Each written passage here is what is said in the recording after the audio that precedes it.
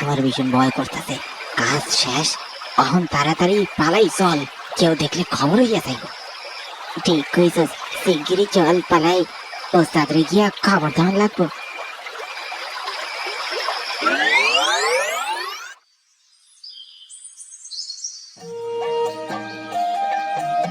কিরে গঙ্গা, এই ভোর সন্ধ্যেতে যাচ্ছিস কোথায়? আর বলো না দাইমা, ঘরে এক ফোঁটা জল নেই। এই গায়ের আশেপাশে তো কোনো পুকুর ডোবা নেই যে জল নিতে পারি। সেই কাঁচা রাস্তা পেরিয়ে জঙ্গলে যেতে হয় বড় পুকুরে। সে ঠিক আছে, কিন্তু তুই এই সন্ধ্যেতে পোয়াতি অবস্থায় একা কেন বেরিয়েছিস? এমনিতেই শুনেছি জায়গাটা ভালো নয়, কাউকে সাথে নিলি না কেন? কাকে আর সাথে নেব, সে আমি সামনে নিতে পারবো। তা তুমি এই সময় কোত্থেকে এলে? আর বলিস না, তুই তো জানিস আমার ঘরের কি অবস্থা। ঘরে বাইরে সব সামলাতে হয় একা একা। কাজ ছেড়ে এই এখন আসতে পারলাম। মানুষটা তো সেই বছর ধরে বিছানা ছেড়েই উঠতে পারে না। তুমি বরং তোমার স্বামীকে এবার একটা ভালো ডাক্তারের কাছে নিয়ে যাও, বুঝলে দাইমা? এইভাবে মানুষটা ঘরে পড়ে পড়ে একদম শেষ হয়ে যাচ্ছে গো। খুব মায়া হয় মাঝে মাঝে দেখলে। ভালো ডাক্তার যে দেখাবো তার জন্য তো পয়সা কড়ি লাগে। মানুষের বাড়ি বাড়ি কাজ করে আর দায়ের কাজ করে কি ভালো ডাক্তার জোটে কপালে? ছাড়ো সব কথা, তুই বেশি রাত করিস না। এমনিতেই পোয়াতি অবস্থায় ঘর থেকে সন্ধেবেলায় বেরোতে নেই, তার উপর তুই যাচ্ছিস বড় পুকুর। সাবধানে যাস, শাড়ির আঁচলে একখানে গিট বেঁধে যাস, তাহলে আর ক্ষতি হবে না। আচ্ছা বেশ, যাই তবে।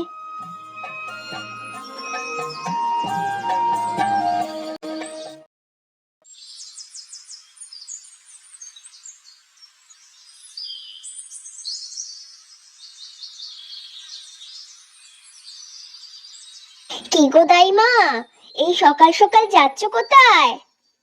কাজে যাচ্ছি রে। তোর কি খবর? বলি, তোর বড় ভাইয়ের বউটার বাচ্চা কবে হবে? 8 মাসে গিয়ে 9 মাস পড়লো গো। ভগবান দিলে সামনের মাসে কিছু একটা হয়ে যাবে। তা তোমাকেই কিন্তু এই যাত্রায় বিপদ নামিয়ে দিতে হবে, বুঝলে তো দাইমা? তা কি আর আমি জানি নে? এই গাঁয়ের একখানা বাচ্চাও আমার হাত ছাড়া হয়েছে কখনো? আমি ঠিক সময় পৌঁছে যাব, একখানা খবর দিস সময় মতো, বুঝলি? সে কি আর আমি জানি নে গো। তা কালকে খবর টবর কিছু পেয়েছো নাকি? কি খবর? আরে দাসবাড়ির পুয়াতি বউটা গো, ও তো গতকালকে দুনিয়া ছাড়লো গো। আরে কি বিভৎস ভাবেই না বউটা চলে গেল। তুই কি গঙ্গার কথা বলছিস? হ্যাঁ তো, রাত্রিরে সকালে বড় পুকুরের পাড় থেকে লাশখানা নিয়ে এলো সবাই। আস্ত শরীর নয় গো দাইমা, কয়েক খণ্ড করা। ওরকম খবর এর আগে আমাদের এই গায়ে শুনেছো কখনো? হ্যাঁ, সে কি রে? সন্ধ্যেবেলা ওর সাথে আমি কথা বললাম, বললো জল আনতে যাচ্ছে। এ কি অঘটন ঘটলো? পোহাতি বউটা এই অকালে চলে গেল। হা ভগবান, এ তোমার কেমন লীলা! তবে আর বলছি কি, একটু সাবধানে থেকো গো। আমি বরং চলি। আচ্ছা যা।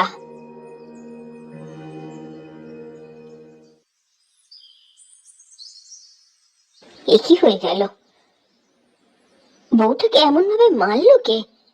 আহারে, কাল বোধহয় শেষবার আমার সাথে কথা বলেছিল। বলেছিলাম অত রাতে একা একা যাস নে, শুনলো না। এখন কি হয়ে গেল?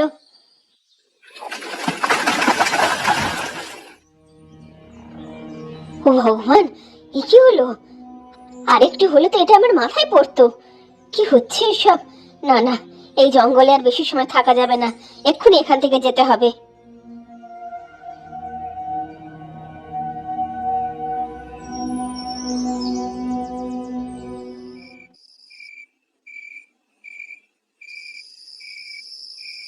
কিরে লক্ষ্মী, এখন এলি?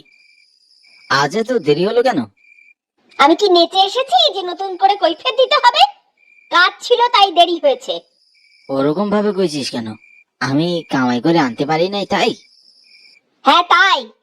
ঘরের বউ হয়ে আমাকে ঘর বাইরে সব সামলাতে হয়। সেই কবে থেকে মেরুদণ্ডের হাড় ভেঙে পড়ে আছো বিছানায়। এখন যদি তুমি সুস্থ থাকতে তবে তুমি রোজগার করে আনতে, আমায় এত কষ্ট করতে হতো না। তা কি করব বল, কপালের উপর দিয়ে তো আর যাওয়া যায় না। আমার খুব জল তেষ্টা পেয়েছে। তুই এত সময় পর এলি, আমায় একটু আগে জল খাওয়া।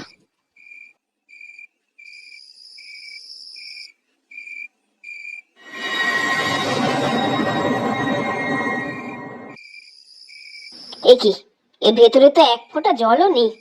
এবার কি হবে? আমি রাত্রির বেলা বড় পুকুরে যেতে পারবো না। এই শীতের রাতে কেউ ঘর থেকে বেরোয়? তবে জল পাবো কোথায়? ও বাড়ির পোয়াতি বউটা গতকালই জল আনতে গিয়ে মারা গেল, শোনোনি? হরিহরের ছোট নাতিকে খুঁজে পাওয়া যাচ্ছে না, 7 দিন হয়ে গেল। আমি এত রাতে কোনোভাবেই যাব না। কিন্তু এছাড়া তো আর কোনো উপায় নেই। দূর বাবা, ভালো লাগে না আমার। সারাদিন কাজ করে এসে এখন আবার কলসি নিয়ে বড় পুকুর যেতে হবে জল আনতে। একজন মানুষের শরীরে আর কত কুলোয়?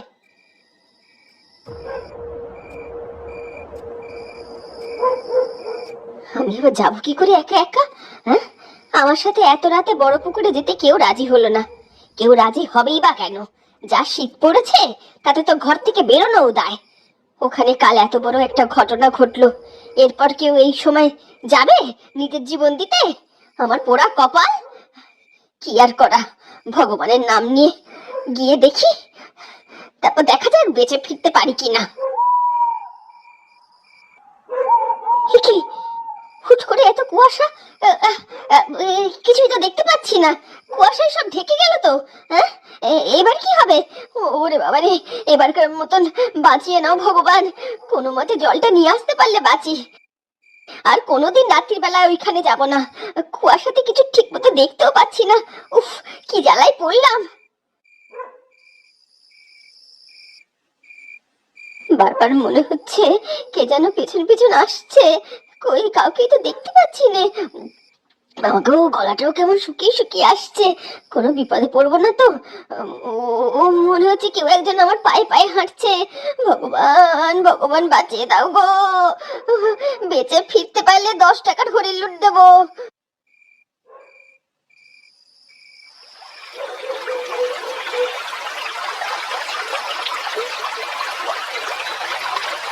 এই জায়গাতেই গতকাল গঙ্গা মারা গেছিল। আরে, নিষ্পাপ মেয়েটাকে যে কে ওইভাবে মারলো! উফ, ভেবেই গায়ের লোম দাঁড়িয়ে যাচ্ছে। শিগগিরই জল নিয়ে এখান থেকে কেটে পড়তে হবে।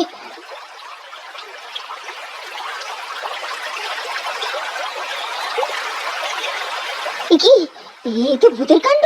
কলসি ঢুকিয়ে জল নিচ্ছে কিন্তু এক ফোঁটাও জল উঠছে না। এটা কি করে সম্ভব? এবার কি হবে? আমার যে কিছু মাথায় আসছে না। দেখি, আর একবার চেষ্টা করে দেখি।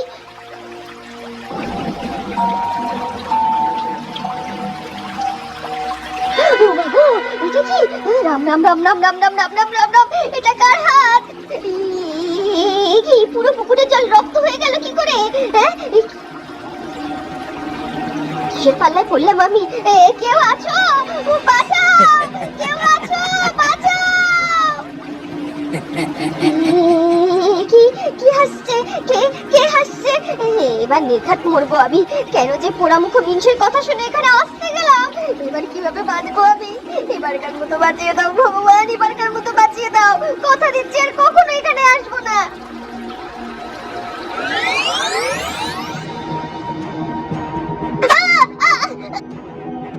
এখান থেকে যে করে হোক পালাতে হবে। এখানে বেশি সময় থাকলে নির্ঘাত মারা পড়বো। মাগো, মরে গেলাম। মনে হচ্ছে যেন কে পা টেনে ধরছে। কিছুই তো দেখতে পাচ্ছি না।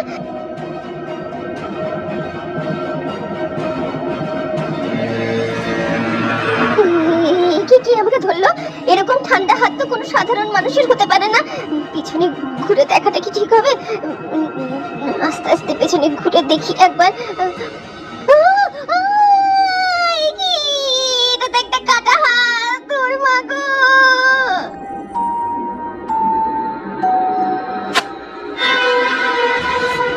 কি কানাই, এ কি অবস্থা তোর বাবা? কি হচ্ছে এসব? তুমি আমায় চিনতে পেরেছো তাই মা? তোকে চিনতে পারবো না? নিজের হাতে তোকে এই দুনিয়ায় এনেছিলাম। তোদের 2 ভাইয়ের জন্ম তো এই লক্ষ্মী দায়ের হাতেই হয়েছিল। কিন্তু তোর এই অবস্থা কেন বাবা? কি হয়েছে? আর এখানে সব ভূতের কাণ্ড হচ্ছে কেন রে? তোর দাদু পাগলের মতো তোকে খুঁজে বেড়াচ্ছে 7 দিন ধরে। সব হয়েছে আমার ওই বড় ভাই নরেনের কারণে। মানে কি করেছে নরেন? শোনো তবে 7 দিন আগের ঘটনা।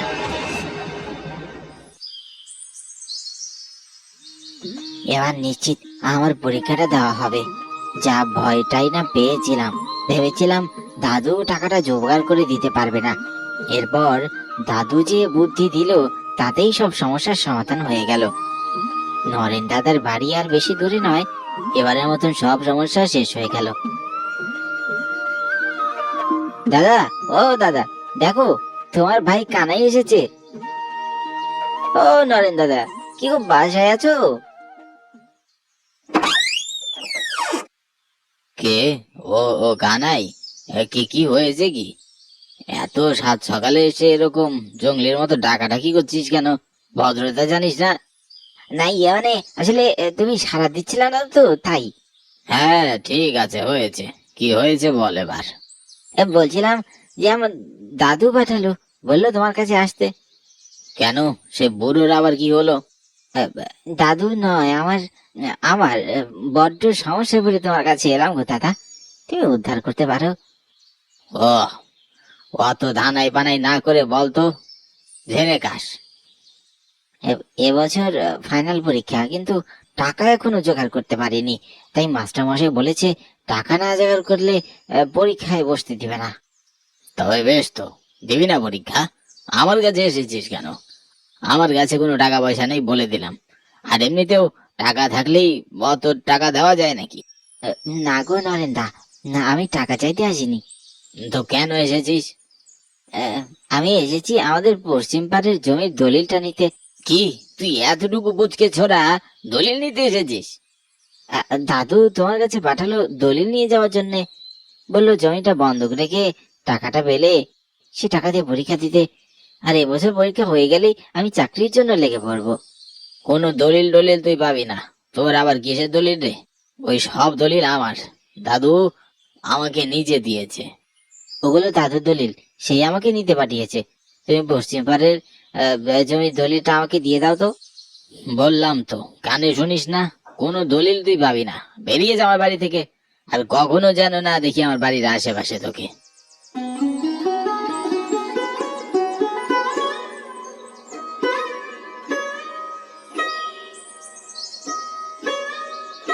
দলিল তো আজ আমি নিয়েই যাব। তোমার মনে নেই যখন তুমি চাকরি পাচ্ছিলে না, তখন দাদুর অর্ধেক জমি তুমি বিক্রি করে দিয়ে টাকা নিয়ে গিয়েছিলে? আমার বেলায় কিসের জন্য তুমি জমির ভাগ দেবে না? জমি যতটুকু তোমার ততটুকুই আমার, তুমি ভুলে যেও না আমি তোমার ছোট ভাই। রে আমার ভাই রে, তোর জন্য আমার এত বড় সম্পত্তি ভাগ করতে পারবো না। কান খুলে শুনে রাখ, জমি শুধু আমার একার। তুমি আমায় এভাবে ঠকাতে পারো না। আমি দরকার হলে গায়ের পঞ্চায়েতে যাব, তোমার কোমরে রশি পরাবো, তবুও নিজের সম্পত্তির ভাগ বুঝে নেব। কি বললি তুই? তোর এত বড় সাহস! আজ আমি তোকে বোঝাবো কত ধানে কত চাল। এই সব সম্পত্তি একা পাওয়ার জন্য যদি তোকে আমার মারতে হয় তাহলে আমি তাই করতে রাজি।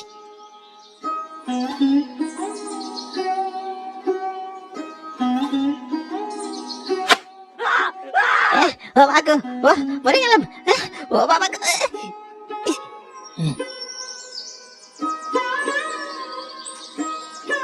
এ কি, রাগের মাথায় আমি কি করে ফেললাম? এবার কি হবে? পুলিশ এসে তো আমার কোমরে রশি পরিয়ে নিয়ে যাবে। আমি কি করলাম? না না, আমাকে যে করে হোক এখান থেকে বাঁচতে হবে। কিন্তু কি করবো? হুম, বুদ্ধি পেয়েছি একটা।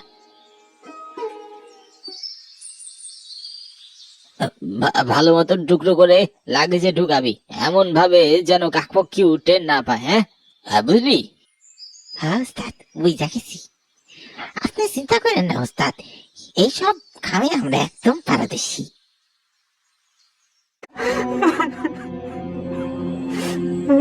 আমার শরীরকে এনে এখানে এ পুকুরে ফেলে দেওয়া হয়েছে, তাই বা? আমার শরীরকে এত টুকরো করা হয়েছে যে এখন চাইলেও আমার শরীর কেউ তুলে নিয়ে ওই সৎকার করতে পারবে না। আমার লাশ এ বড় পুকুরের জায়গায় জায়গায় ছড়িয়ে গেছে, এই জায়গায় নেই আমার লাশ। এইসব তুই কি বলছিস বাবা? আমি নিজের কানকে বিশ্বাস করতে পারছি না। তোকে এত কষ্ট দিয়েছে ওরা। নয়নের উচিত শাস্তি হবে। তুই চিন্তা করিস না, আমি নিজে গিয়ে তোর দাদুকে সব বলবো।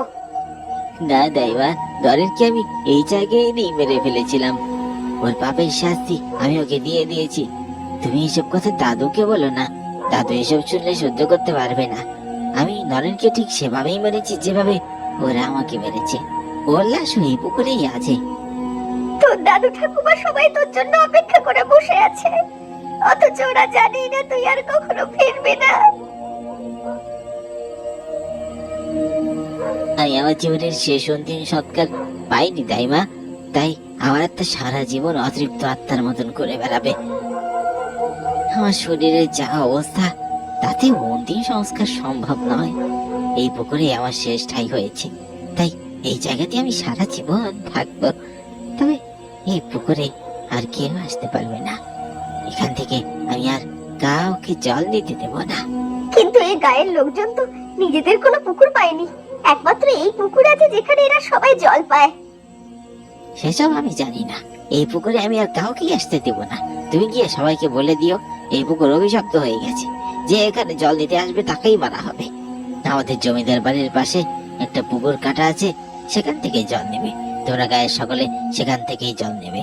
তবে মনে রেখো, আমার এখানে কেউ আসলে আমি কিন্তু তাকে জীবিত ছাড় দেব না। আচ্ছা বেশ, তোর এখানে আর কেউ আসবে না, এখানে তুই থাকবি।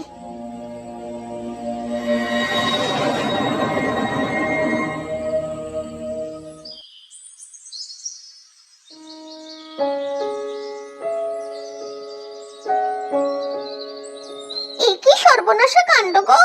বড় পুকুরখানা অভিশপ্ত হয়ে গেল। আমার তো শুনেই ভারী ভয় করছে। তুমি ওখান থেকে জীবিত ফিরে এলে কেমন করে গো?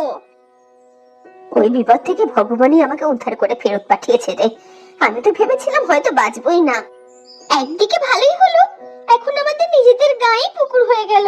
হেঁটে হেঁটে আর অত দূরে যেতে হবে না। কিন্তু আমি ভাবছি যদি কেউ না জেনে চলে যায় তখন কি হবে? কি আবার হবে? মেরে ফেলবে, কাউকে ঘেঁষতে দেবে না ওই পুকুর।